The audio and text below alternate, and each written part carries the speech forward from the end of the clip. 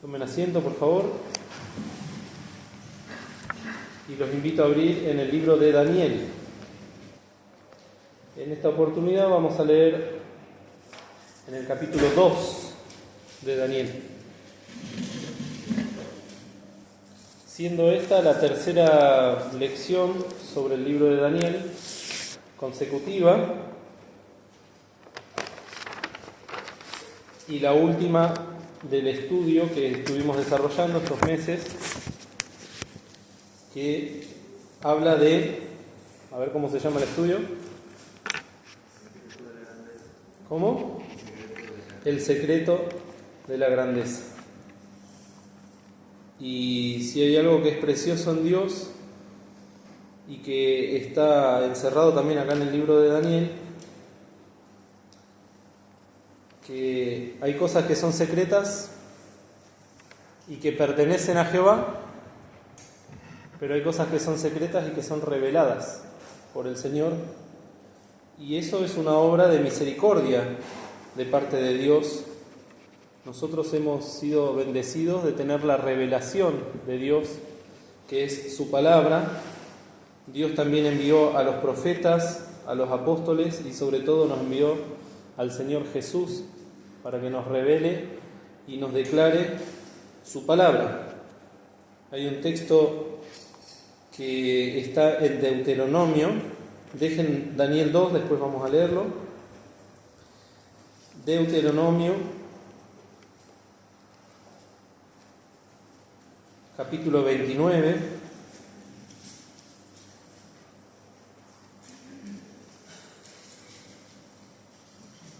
El versículo 29.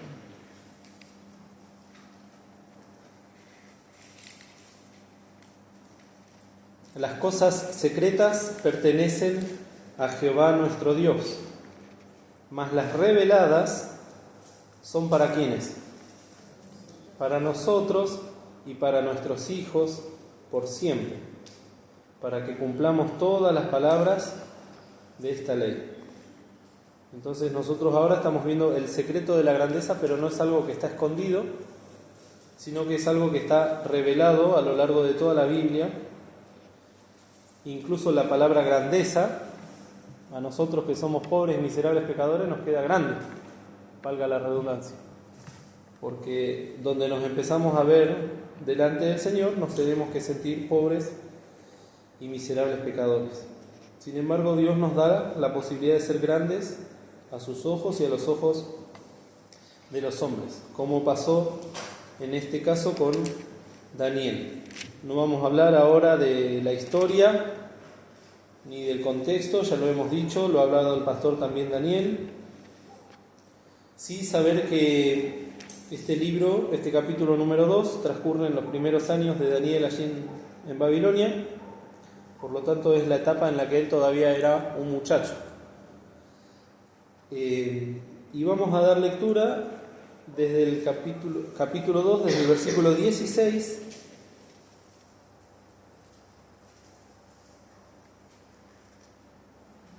en adelante. Vamos a leer una parte por lo menos ahora. Dice: y Daniel entró y pidió al rey que le diese tiempo y que él mostraría al rey la declaración. Fuese luego Daniel a su casa y declaró el negocio a Ananías, Misael y Azarías, sus compañeros, para demandar misericordias del Dios del cielo sobre este misterio, y que Daniel y sus compañeros no pereciesen con los otros sabios de Babilonia. Entonces el arcano fue revelado a Daniel en visión de noche, por lo cual bendijo Daniel al Dios del cielo. Y Daniel habló y dijo: sea bendito el nombre de Dios de siglo hasta siglo, porque suya es la sabiduría y la fortaleza, y Él es el que muda los tiempos y las oportunidades, quita reyes y pone reyes, da la sabiduría a los sabios y la ciencia a los entendidos. Él revela lo profundo y lo escondido. Conoce lo que está en tinieblas y la luz mora con él. A ti, oh Dios de mis padres, confieso y te alabo. que me diste sabiduría y fortaleza, y ahora me enseñaste lo que te pedimos, pues nos has enseñado el negocio del rey. Este es una parte de todo este extenso capítulo, tiene 49 versículos, y comienza el capítulo hablando de que el rey Nabucodonosor, este rey tan poderoso y malvado, tuvo un sueño que lo perturbó de noche y que no conocía no solo el significado del sueño, sino no se acordaba lo que había soñado, cosa que muchas veces nos pasa a nosotros. Soñamos cosas que después las olvidamos o no las recordamos, pero sí muchas veces nos perturban, ¿no es cierto? Y en este caso, esto fue una visión que tuvo este rey pagano, y dice el estudio que una visión es aquello que Dios muestra de forma sobrenatural al espíritu o a los ojos corporales, y siempre llevan el sello del espíritu de sabiduría. ¿Quién es el espíritu de sabiduría? El Espíritu Santo, la tercera persona de la Santísima Trinidad. Dice que su contenido siempre es moral, o sea, tiene que tener una aplicación la visión. No es simplemente un sueño, como lo que muchas veces podemos llegar a tener nosotros. Esto ya es una visión que viene de parte de Dios. Tiene un objeto didáctico. O sea, el propósito de la visión de parte de Dios es enseñar algo. Hay una visión que tuvo Pedro, por ejemplo. ¿Se acuerdan cuál era? Que del cielo descendía un lienzo lleno de animales y que Dios le decía: mata y come. ¿Cómo? Sí, de toda clase, y había animales inmundos, y Dios le decía: mata y come, dando a entender que el Evangelio iba a ser ahora extendido a lo que los judíos consideraron inmundos, que eran los gentiles. Pero Pedro era un siervo de Dios. Sin embargo, Nabucodonosor no lo era. Era una persona pagana, como decíamos. Esta también es una de las cualidades que deja ver la palabra de Dios acerca de las visiones, que no solamente es para sus santos, sino también, en este caso, le fue dada a una persona ajena a las cosas de Dios. Y las visiones también tienen que ver con acontecimientos próximos o futuros. En este caso, el caso de Pedro era que se iba a abrir la puerta del Evangelio a todas las naciones, y en este caso, después lo vamos a ir viendo, también tiene que ver con los distintos reinos que iban a acontecer en la historia de la humanidad. Algo que le fue dado, como decimos, a un rey malo, pero si no fuese por la intervención del profeta y la obra de Dios, hubiese quedado escondido. De ahí la palabra arcano, que acabamos de leer. ¿Alguien sabe lo que significa arcano? Es un misterio, es algo que está como en un cofre, para que lo podamos entender, algo que está ahí escondido. Por eso leíamos también ahí en Deuteronomio, ¿no? Las cosas secretas pertenecen a Jehová. Sin embargo, este muchacho, que tenía aproximadamente entre 18 y 20 años, le fue revelada este misterio y este arcano. No sin antes tener una actitud completamente reverencial delante de Dios y de humillación, que lo llevó a ¿qué? Primeramente, a orar. Fíjense, a ver, Irina, que dice la primera parte del 18, del versículo 18.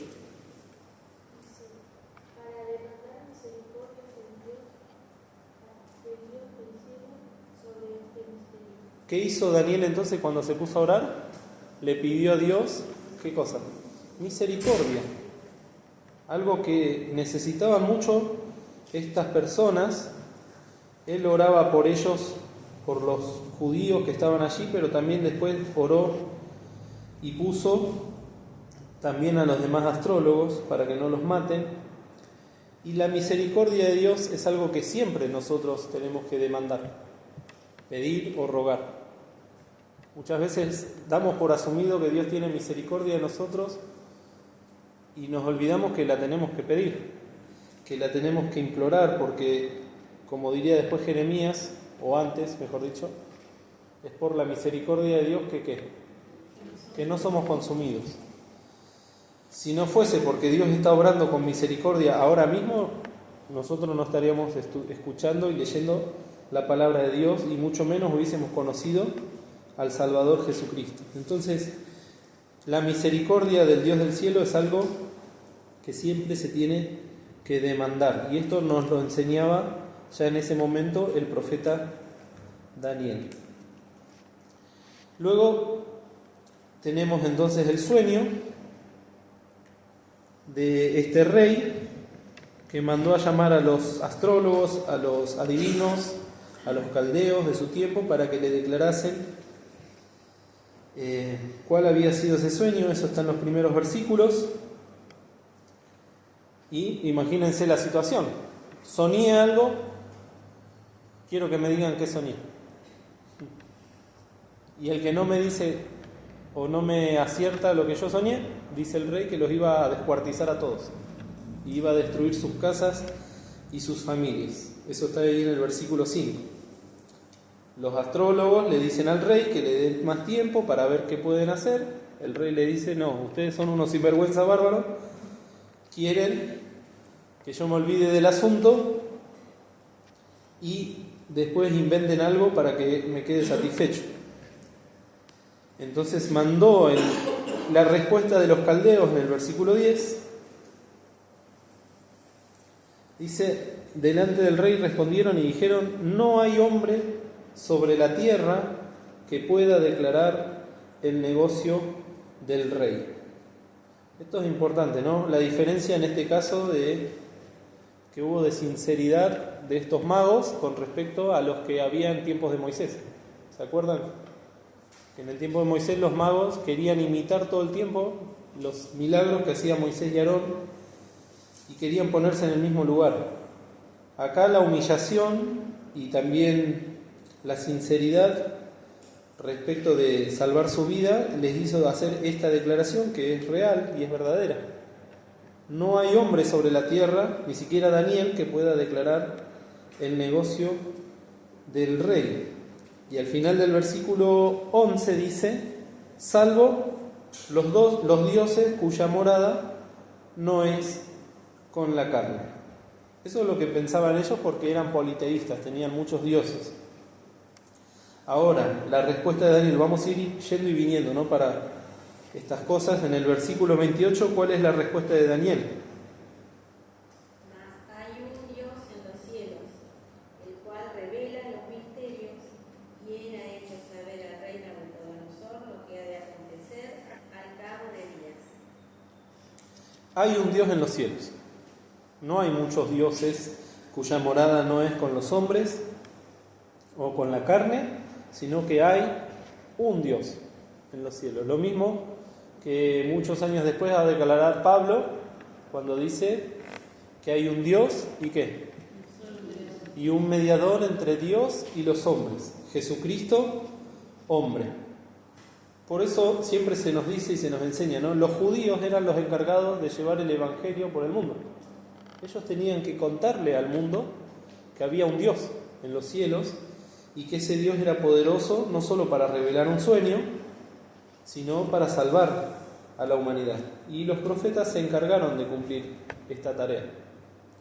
Y a ellos les costó la vida poder dar este testimonio de fidelidad al Señor, pero cuando lo tenían que hacer, como también vimos la semana pasada, con Daniel, con sus amigos, no se callaban. ¿Se acuerdan que dijimos que había un texto también de los apóstoles que decían que era preferible obedecer a Dios antes que a los hombres? Entonces vemos esto como también parte de la tarea del profeta, evangelizar. Hay un Dios en los cielos que revela los misterios. Y no solo fue dado esto en esta oportunidad, sino que cada vez que podía, Daniel y sus amigos hablaban del Señor. Con los reyes que sean, y con las personas que sean en varias oportunidades, esto ha sido así. Fíjense en el capítulo 3, lo vimos la semana pasada, los amigos de Daniel, en el versículo 17, ¿qué dice? 3:17. Que aquí nuestro Dios, a quien honramos, puede librarnos del horno de fuego ardiendo y de su mano, oh rey, nos librará. Bien, y así en otras oportunidades, capítulo 5, cuando Daniel le habla a Belsasar, que era el nieto o el bisnieto de Nabucodonosor, en el 23 le dice: antes contra el Señor del cielo te has ensoberbecido. Y al final del 23 dice: y al Dios en cuya mano está tu vida y cuyos son todos tus caminos, nunca honraste. Y así podríamos encontrar muchos ejemplos solamente en el libro de Daniel de cómo se encargaban de que quede asentado y escrito que había y que hay un Dios en los cielos y a que a ese Dios solamente se debía honrar. Entonces vemos también que eso es parte del secreto de la grandeza de Daniel, poder testificar, poder ser un testigo fiel del Señor y no quedarse callado cuando todos los demás lo hacían.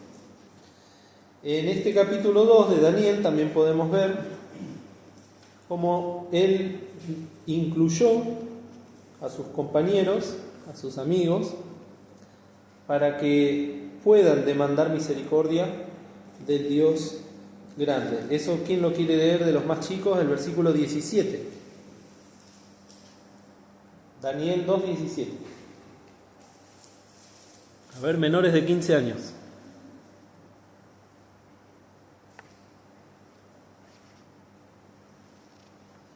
Vamos, en el campamento leyeron, ¿eh?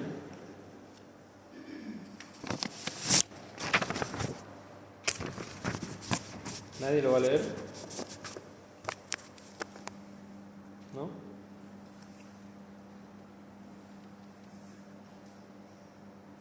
Lean, ¿querés leer el 17, por favor? Entonces luego Daniel a su casa y declaró el negocio a Ananías, Misael y a Azarías, sus compañeros. Bueno, y ahí el 18, que ya lo leímos, para demandar misericordias del Dios del cielo. Entonces, ¿qué pasó acá? ¿Era Daniel solo que se puso a orar? Daniel y sus compañeros se pusieron de rodillas delante de Dios y empezaron a declarar y a demandar misericordias del Dios del cielo. El estudio dice que esto fue ni más ni menos que una reunión de ¿qué? Una reunión de oración. Precioso también ver en el Antiguo Testamento estas cosas y que después el Señor Jesús dice, ¿no? Cuando se combinen o cuando se convinieren dos o más personas para pedir algo, que les será dado, les será hecho. No lo busqué al texto, se me está viniendo ahora a la mente, pero creo que está en Mateo 18, en mi nombre. La reunión de oración, ¿no? Como sabemos que la oración del justo obrando eficazmente puede mucho, pero cuando se juntan dos o tres en mi nombre, o cuando pasa lo que pasaba en el aposento alto. Gracias. 18, ¿lo lees por favor?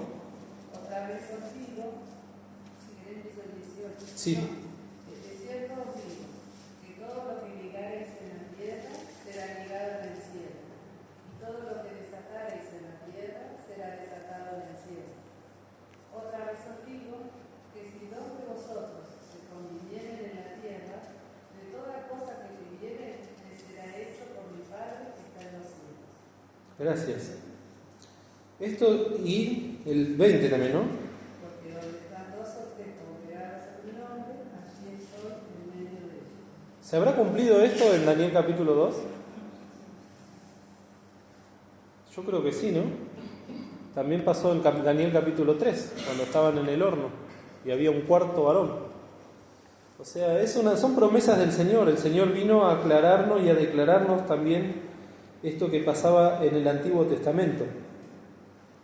Y es precioso ver cómo ellos se unieron en humillación delante de Dios y empezaron a demandar misericordias del Dios del cielo. Y también dice el estudio que se puede ver que la oración, modelo en este caso, no incluye solamente demandar, que es algo que también nos sale por naturaleza. Siempre nos acercamos a Dios para pedir.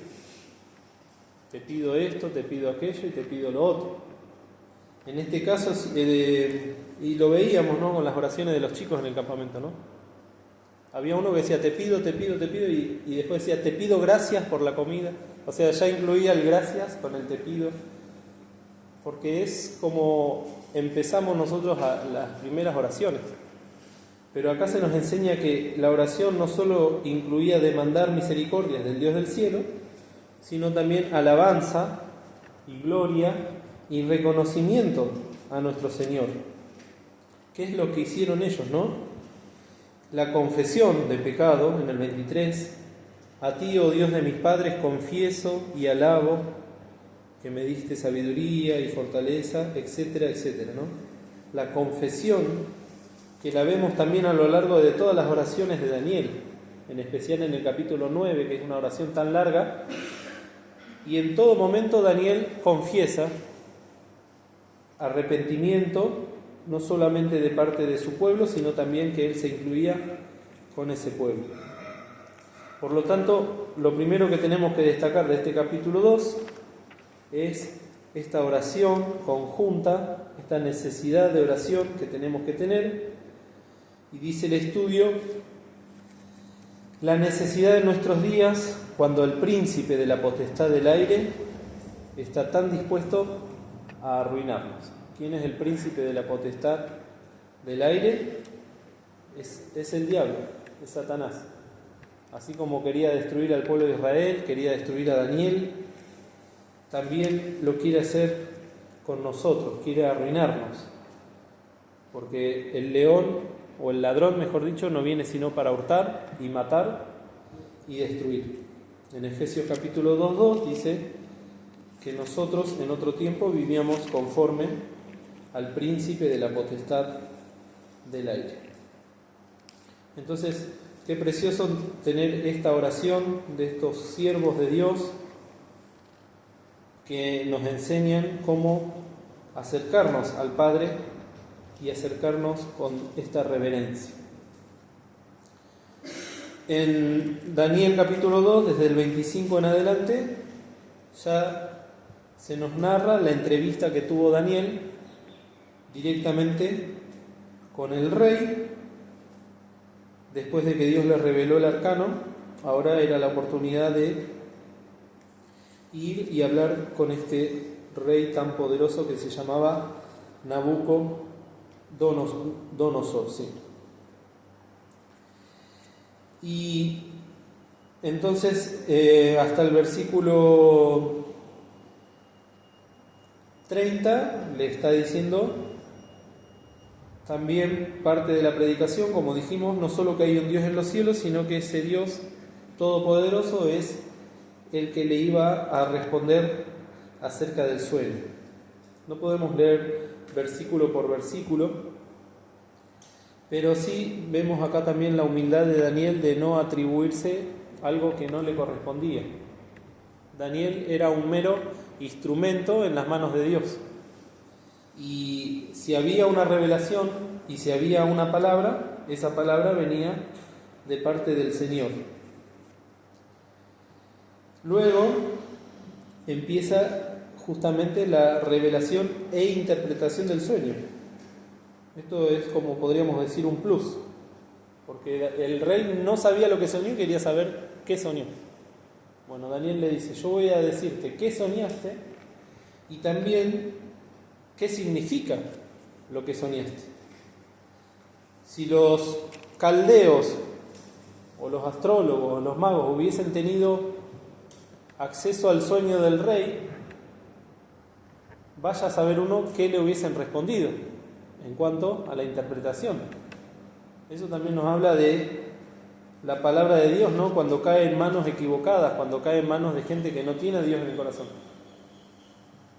Yo mismo viendo un poco, quería ver el dibujo, ¿no? De la estatua que soñó, y según el grupo o religión o la página web que agarre, había una revelación distinta de ese sueño.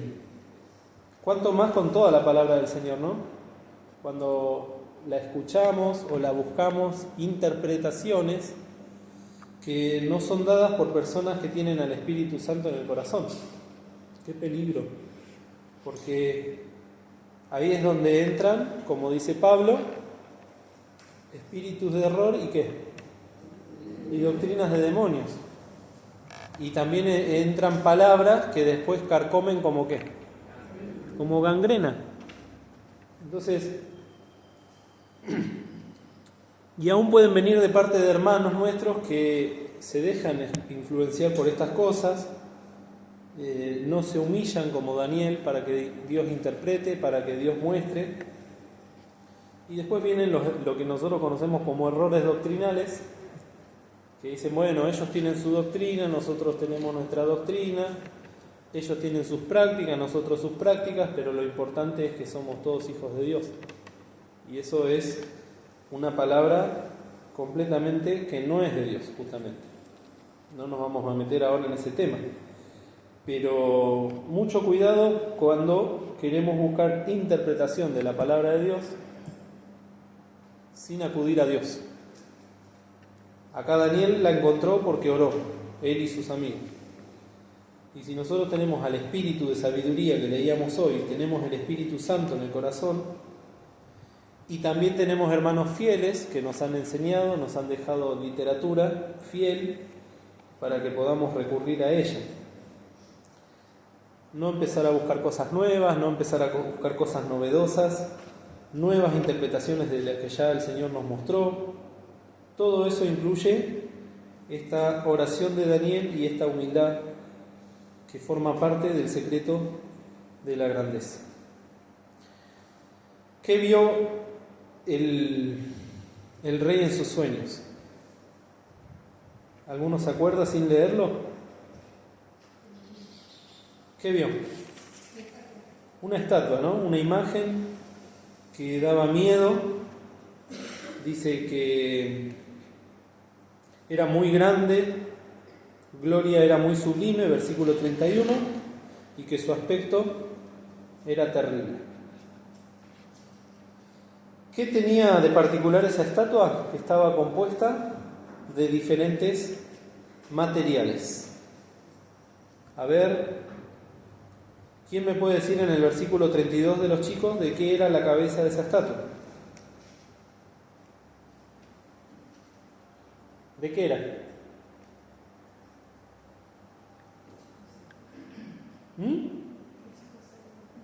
Vamos. ¿Están tristes? ¿Quieren quedarse en el campamento? Miren, acá una chica contestó. ¿De qué era la cabeza? Era de oro fino. Pero después el pecho y los brazos de plata. La panza o el vientre y los muslos de metal. El metal acá es, podemos decir, de bronce. Las piernas, ¿cuántas piernas tiene una estatua? 2. ¿De qué eran? De hierro. Y en parte de barro cocido. Y los pies de hierro y en parte de barro cocido. Quizás si Daniel le hubiese respondido esto, ya el rey se iba a acordar de su sueño y lo iba a liberar y se iban a salvar todos los astrólogos, ¿no? Pero después dice Daniel que le da la declaración. Porque después, antes de eso, dice que el rey estaba mirando la piedra, en la estatua, y en el versículo 34 dice, hasta que una piedra fue cortada, no con mano, no hubo intervención del hombre, la cual hirió la imagen en sus pies de hierro y de barro, ¿y qué hizo? Los desmenuzó. Entonces también fue desmenuzado el hierro, o sea, las piernas, el barro cocido, el metal, la plata y el oro, y se tornaron como tamo en las eras del verano. ¿Cómo? En la era, de las eras del verano. ¿El tamo qué es? Es esa bola que pasa en el desierto, ¿no? Cuando vemos que pasa, es eso, no queda nada. Era una planta que estaba viva y ahora está en el desierto vagando por el viento. Y levantólos el viento y nunca más se les halló lugar.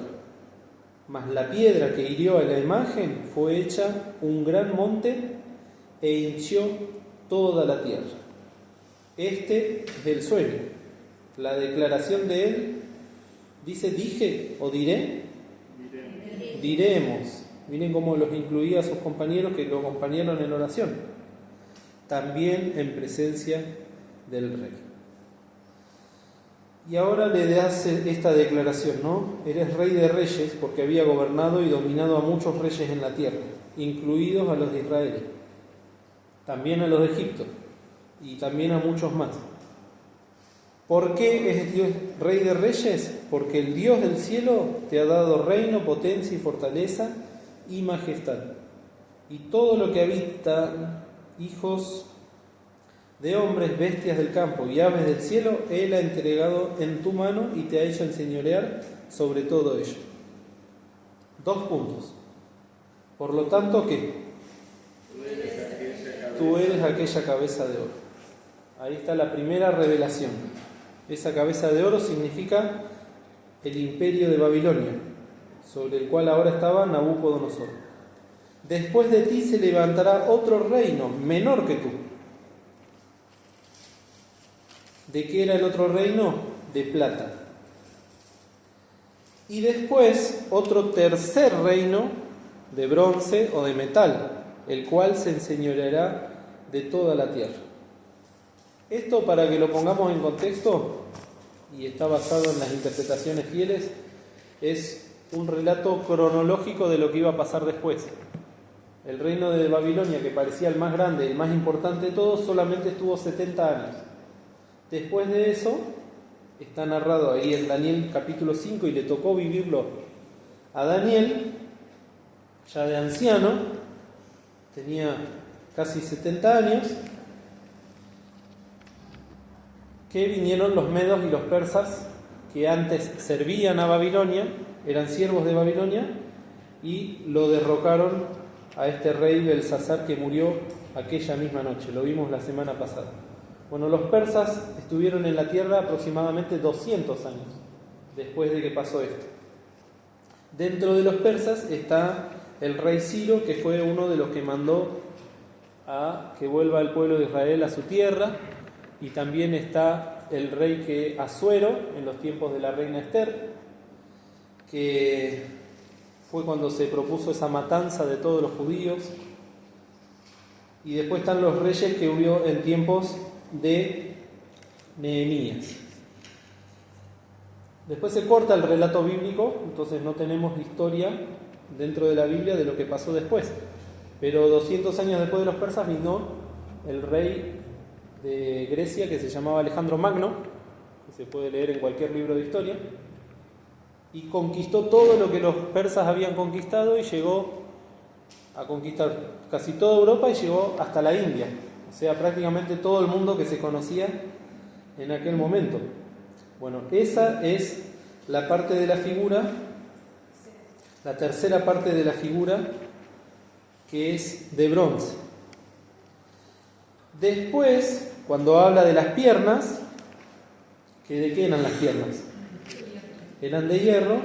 Ya nos está hablando del reino de los romanos, que así tan fuerte como eran los griegos, vinieron los romanos y los desplazaron de su lugar, y hicieron un imperio mucho más grande, y que también duró prácticamente 1000 años. Este imperio de los romanos, en un momento de la historia, fue dividido entre Roma del Oriente y Roma del Occidente. Ahí nos habla de las piernas de hierro. Y también se prolongó, podemos decir, el reino de Roma cuando, en la época de Constantino, el imperio humano o secular se unió con la Iglesia y se formó lo que nosotros conocemos ahora como el papado, donde empezó a haber un poder también allí mezclado, por eso habla de mistura, entre las cosas que tendrían que ser de Dios y las cosas que tendrían que ser de los hombres. Y lo interesante de esta última parte, que habla de los pies, que habla del barro y del hierro mezclado, aunque no se pueden mezclar, en la síntesis bíblica menciona que son gobiernos fuertes, gobiernos débiles, democracias, podemos decir, dictaduras. Y todo eso va a llegar un día que va a aparecer una piedra, la cual va a desmenuzar toda la estatua. Vamos a Daniel 2, 44.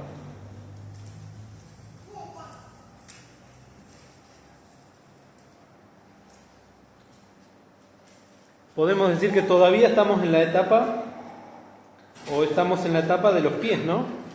Históricamente hablando. Y nos dice el 44, y en los días de estos reyes levantará el Dios del cielo un reino que nunca jamás se corromperá. Y no será dejado a otro pueblo este reino, el cual desmenuzará y consumirá todos estos reinos, y él permanecerá para siempre. De la manera que viste que del monte fue cortada una piedra, otra vez aclara, no con manos, la cual desmenuzó al hierro, empezó de abajo hacia arriba, al metal, al tiesto, a la plata y al oro. El gran Dios ha mostrado al rey lo que ha de acontecer en lo porvenir, y el sueño es verdadero y fiel su declaración. Miren qué importante que fue ese sueño que Dios le mostró a Nabucodonosor, la historia de toda la humanidad. Simplemente con una estatua y con algunos metales, Dios le pudo mostrar esto. Y ahora yo les muestro, o mejor dicho, les cuento algo que dice el estudio, que yo en su principio no lo había deducido, como desde el oro hasta el barro, cada vez los materiales van siendo más débiles, inferiores, económicos. Y eso nos va hablando de la historia de la humanidad. Cuando hay gente que piensa que la humanidad va en ascenso o en progreso, Dios nos está mostrando que la humanidad ¿en qué va?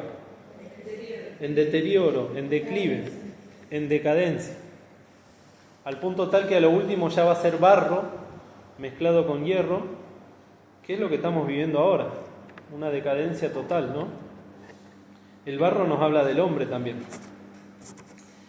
Y cómo todo eso que el hombre se gloría va a terminar derrumbándose, desde los pies hasta la cabeza, al punto tal que va a pasar como el tamo, que no va a quedar ni memoria de aquello que nosotros podemos llegar a admirar como humanos que somos, del poderío. Hoy en día tenemos grandes naciones y grandes potencias que realmente causan admiración. Mientras más nos enteramos del poderío tecnológico y militar que tienen, y económico, causa, y nos sentimos o nos podemos llegar a sentir abrumados. Bueno, pero para Dios eso es barro mezclado con hierro.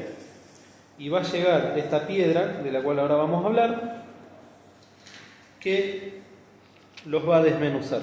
Una palabra muy preciosa, ¿no? Y muy fuerte. Esta piedra dice que no es cortada ¿con qué? Con mano.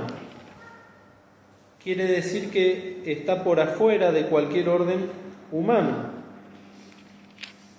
Gálatas 4:4 dice, mas venido el cumplimiento del tiempo, Dios envió a su Hijo, hecho de mujer, hecho súbdito a la ley.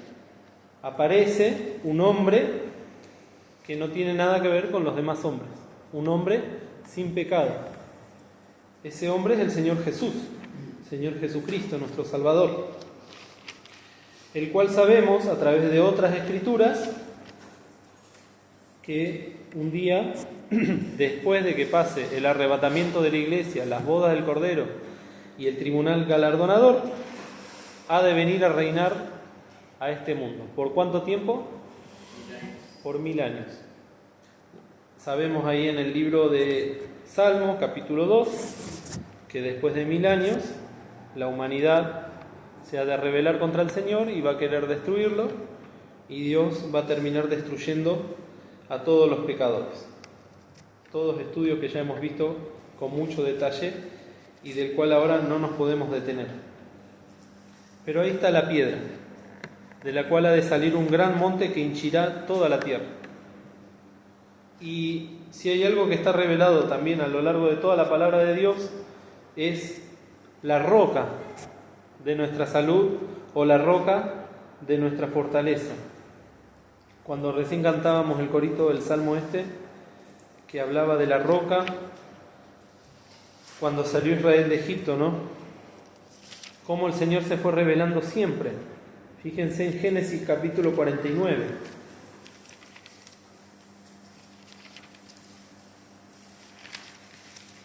Como esa roca prometida, de la cual ellos solamente tenían que esperarla en fidelidad. Génesis 49.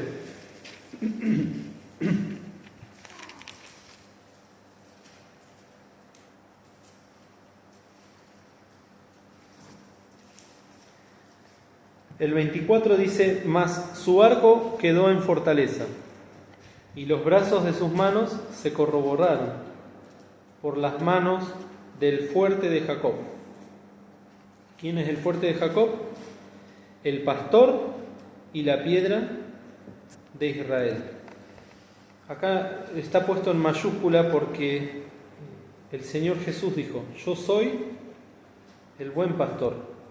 Él es el fuerte de Jacob. Luego en el Salmo, ¿no?, de Moisés, lo pueden buscar después, creo que es el Salmo 90, dice, ¿no? Y la roca de ellos no es como nuestra roca. Moisés creía en el Señor Jesús y se aferraba a esta roca eterna de los siglos.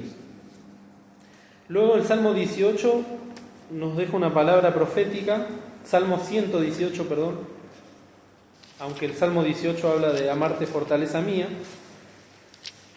y nos habla también de la roca.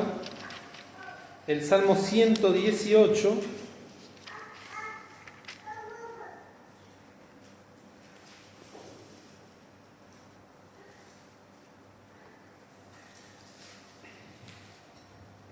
el 22 dice: la piedra que desecharon los edificadores ha venido a ser cabeza del ángulo, el cimiento sobre el cual está establecido, ¿qué cosa?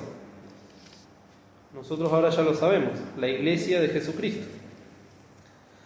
De parte de Jehová es esto, es maravilla en nuestros ojos. Los edificadores, ¿quiénes eran? Los que rechazaron o desecharon a la piedra. El pueblo de Israel. Porque cuando llegó el Señor Jesús y estuvo entre ellos, ellos le rechazaron. Esto mismo lo dice el Señor Jesús en Mateo capítulo 21.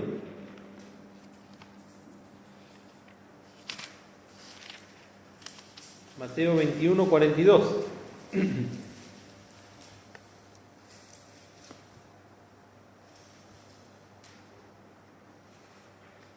Luego de hablar de los labradores malvados, concluye el Señor diciendo, Mateo 21, 42, ¿nunca leísteis en las Escrituras la piedra que desecharon los que edificaban? Esta fue hecha por cabeza de esquina, por el Señor es hecho esto, y es cosa maravillosa en nuestros ojos. Por tanto os digo que el reino de Dios será quitado de vosotros. Parece una profecía de Daniel capítulo 5. Y será dado a gente que haga los frutos de él. Acá entramos nosotros. Y el que cayere sobre esta piedra será quebrantado. La obra de la cruz y de la fe en nosotros, ¿no? Nos postramos delante del Señor. para que nos quebrante. Y sobre quien ella cayere, le desmenuzará, como pasó con la estatua que vio Daniel, que vio el rey. Y oyendo los príncipes de los sacerdotes y los fariseos sus palabras, entendieron que hablaba de ello. Y buscando cómo echarle mano, temieron al pueblo porque le tenían por profeta. Por último, leemos en Hechos, capítulo 4.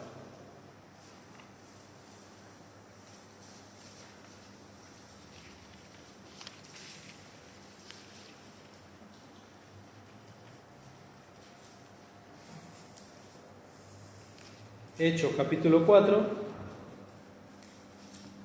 dice el 8. Entonces Pedro, lleno del Espíritu Santo, el espíritu de sabiduría, les dijo: príncipes del pueblo y ancianos de Israel, pues que somos hoy demandados acerca del beneficio hecho a un hombre enfermo, de qué manera éste haya sido sanado, sea notorio a todos vosotros y a todo el pueblo de Israel, que en el nombre de Jesucristo de Nazaret, al que vosotros crucificasteis, y Dios le resucitó de los muertos, por él este hombre está en vuestra presencia sano. Este, el Señor Jesús, es la piedra reprobada que de vosotros los edificadores, la cual es puesta por cabeza del ángulo. Y en ningún otro hay salud o salvación, porque no hay otro nombre debajo del cielo dado a los hombres en que podamos ser salvos. Vemos esta roca que tuvo en visión este rey malvado, como Daniel ya le fue revelado que era el Señor Jesús, y como a los profetas y al salmista les fue dado a revelar esta palabra tan preciosa. Porque donde todo el mundo ve caos y ve reinos derrumbándose, acá Pedro concluye que en ningún otro hay ¿qué? Hay salud. Y eso es lo que nosotros tenemos que ver hoy en día mientras están transcurriendo los pies de hierro con los pies de barro mezclados, donde vemos tanta maldad en el mundo, donde vemos tanto desgobierno, donde vemos tanta crueldad. Se nos termina diciendo que esa piedra reprobada por todos, a nosotros, ¿qué nos va a traer? Salud. Una palabra que es muy compleja y que significa no solo salud y sanidad, sino que también significa salvación. Así que en este último instante de clase que nos queda, que podamos tener esta experiencia de salud en nuestra vida, no solo de salvación, porque muchos de nosotros ya somos salvos, sino que podamos tener fe para creer en esta palabra que nos deja Pedro. En ningún otro hay salud, porque no hay otro nombre debajo del cielo dado a los hombres en que podamos ser salvos. Ya vimos el acontecer y el devenir de esa gran estatua que significan los reinos del hombre. Van a ser desmenuzados. Que el Señor nos ayude para poder refugiarnos debajo de esta roca, como tiene la sabiduría de los animales para poder hacerlo, y ahí vamos a encontrar entonces la salud para nuestras almas. Que el Señor nos bendiga.